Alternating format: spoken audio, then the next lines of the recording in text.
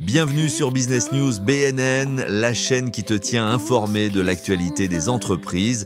Pour t'informer, BNN est abonné à des outils payants. En retour, on t'invite à t'abonner gratuitement pour encourager la chaîne. Les grandes banques américaines veulent monter sur le bateau de la crypto-monnaie. Le Bitcoin a laissé les grandes banques derrière lui selon Barron's. Pourquoi leur prochaine entreprise de crypto-monnaie est vouée à l'échec, s'interroge le magazine d'analyse d'informations financières. 5 autres choses à savoir aujourd'hui. Certaines des plus grandes banques américaines n'ont pas su tirer leur épingle du jeu en ce qui concerne le Bitcoin.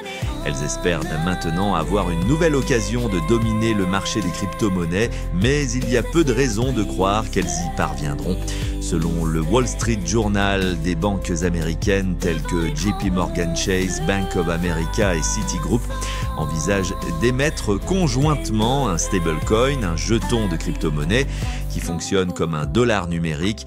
Il s'agirait d'une volte-face brutale pour le secteur bancaire qui a généralement fait preuve de lenteur dans le domaine de la crypto-monnaie. Le 19 mai 2025, le PDG de JP Morgan, Jamie Dimon, a déclaré qu'il n'était pas un fanatique du Bitcoin, même si sa banque autorise enfin les transactions sur ce jeton. Les stablecoins semblent constituer un terrain plus fertile. Elles pourraient accélérer les paiements transfrontaliers et devraient être moins volatiles que le Bitcoin et ses équivalents. La loi Genius, récemment adoptée par le Sénat, devrait offrir une certaine sécurité réglementaire en établissant des critères relatifs aux risques financiers et à la nécessité de disposer d'actifs liquides pour garantir les stablecoins.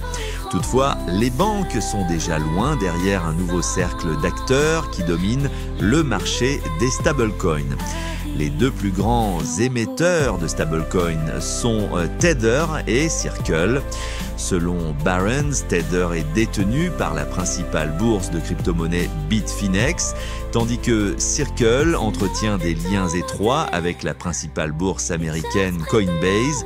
Ils ont été rejoints par des entreprises telles que World Liberty Financial, propriété de la famille Trump, qui a déclaré en mars 2025 qu'elle lancerait son propre stablecoin. Selon Barron's, il est peu probable qu'un consortium encombrant de banques qui ne se rallie qu'à contre-cœur à l'idée des crypto-monnaies en général fasse beaucoup de progrès. Même leur relation politique semble laisser à désirer puisque pas plus tard que le 22 mai 2025, le président Donald Trump a accueilli des investisseurs en même coin lors d'un dîner privé. Les grandes banques ont toujours été à la traîne en matière d'innovation dans le domaine des crypto-monnaies. Il est difficile de croire qu'elles disposent maintenant d'un plan de match efficace pour passer à l'offensive, peut-on lire dans le magazine d'analyse d'informations financières. Le cours du Bitcoin retombe de ses sommets. Les menaces de tarifs douaniers de Trump nuisent aux crypto-monnaies. Le Bitcoin et d'autres crypto-monnaies ont fortement baissé vendredi après que le président Donald Trump a menacé d'imposer des droits de douane à l'Union européenne et aux fabricants d'iPhone, Apple. Cette baisse fait suite à une période de 2 jours au cours de laquelle la plus grande crypto-monnaie du monde, Bitcoin, a atteint un record. Ce rallye a pris fin brutalement vendredi 23 mai 2025. Dans un message publié sur Truth Social, M. Trump a déclaré qu'Apple devrait payer des droits de douane de 25% sur les iPhones fabriqués en dehors des États-Unis et que l'Union européenne, avec laquelle il est très difficile de traiter, pourrait se voir imposer des droits de douane de 50% à partir du 1er juin. Cette déclaration a ébranlé les marchés boursiers et les crypto-monnaies.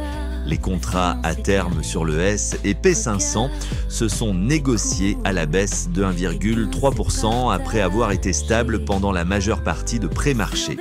Les principales crypto-monnaies s'étaient négociées à la hausse avant le message de Trump sur les médias sociaux. Les crypto-monnaies et les autres actifs à risque souffrent généralement en période d'incertitude économique accrue.